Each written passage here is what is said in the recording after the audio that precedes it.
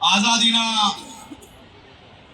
આ 80માં મહાપર્વ નિમિત્તે હું મારા સૌ યુવાન મિત્રોને વિનંતી કરવા માંગુ છું કે દેશને આજે શહાદતની જરૂર નથી. આજના સમયની માંગ છે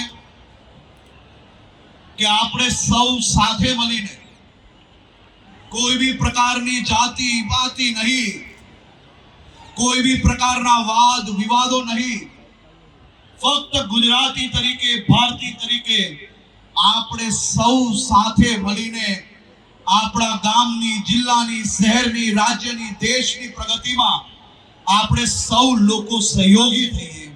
આપણે સૌ લોકો આપણી જવાબદારીઓ નિભાવીએ. આપણે સૌ લોકો આપણા રાજ્યને સ્વચ્છ રાખવા માટે આપણે સૌ લોકો સહભાગી થઈએ.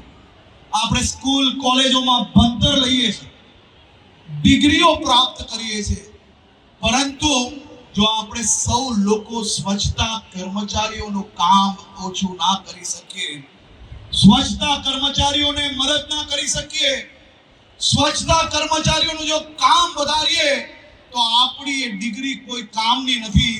આજની દેશભક્તિ એ બીજા વ્યક્તિનું કામ વધારવાની બદલે, એનું ભારણ વધારવાની બદલે આપણે આપણી જવાબદારીઓ નિભાવીએ, એ જ સાચી દેશભક્તિ છે. રોડ રસ્તાને સાફ રાખીએ, આપણી પોતાની જવાબદારી નિભાવીએ, આપણા રાજ્યને આ દેશનું સૌથી સ્વચ્છ રાજ્ય બનાવીએ, તેવી જ આપ સૌને હું શુભકામનાઓ આપું છું.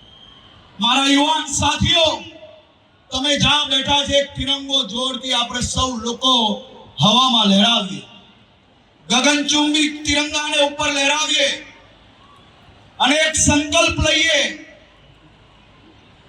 કે હું કોઈ भी પ્રકારના વ્યસનમાં, હું કોઈ भी પ્રકારના વ્યસનની ફેશનમાં ક્યારેય નહીં ફસાઈશ.